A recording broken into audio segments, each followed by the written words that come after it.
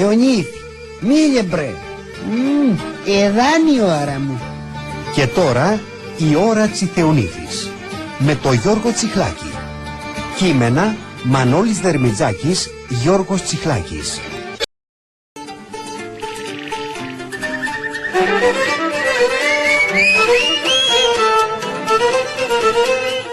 Βρες Μπάρμπα, μα πού πήγαινες ο ψεσταργάς? Σέδα ετσέ πάρορα και πέρασα από το σπίτι με ένα φακό. Μα με ποιον ήσουνε? Του είναι το Μπαντελή της Ζαμπίας, που είναι ερχομένος από την Αθήνα. Α, που παραθερίζεις παδέ. Παραθερίζεις λέει, χαρά στον αργάτη. Μωρ αυτός μου δε διαμοστσό δεν κάνει, όχι να παραθερεί κιόλας. Έτσι εδώ θα κάνει δουλειές. Μωρέ, και πού πήγαινετε τέτοια ώρα? Στις καβρούς. Στις ποιους λέει? Στις καβρούς. Ποιους καβρούς? Από κάνουνε νιάου νιάου στα τσαρμίδια.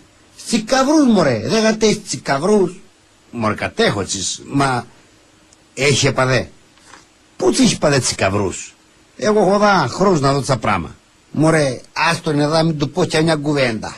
Ήλα και καλά να με γυρίζει κάθε βράδυ να πηγαίνουμε στις κοχλιούς, στις καβρούς, στα χέλια. Του έχουν ελαιωμένο λέει πως επαδέ στην εξοχή έχει τέτοια πράγματα. Τα ξέ πως είναι επαδέ το χωριό, τσίρκο, να έχει τέτοια άγρια οζά. Μωρέ ξάδερφε, να σου μηνυτέψω κιόλας ένα γκαβρό που τον έχω θωρώντας να πάτε έτσι από κάτω στα μπέλη μου, στο Λιάτικο. Στο τρίτο σειρά τον κόρφι τον είχα θωρώντας. Μα σοβαρά? Ναι, μάνε εδώ 5-6 χρόνια. Μα πού θα πάει, έτσι από θες κουταδάς τριγυρίζει.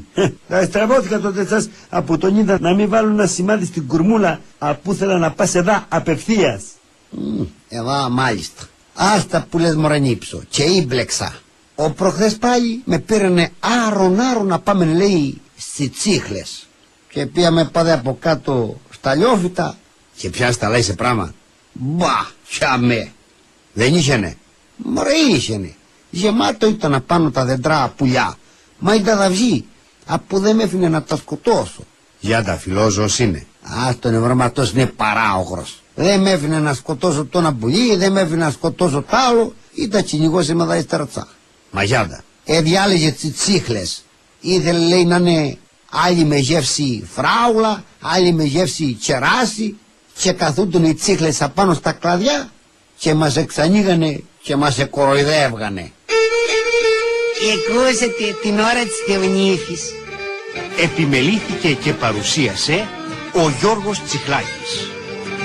Αν είμαστε θέλει πάλι μαζί σας τα εστέρου την ίδια ώρα.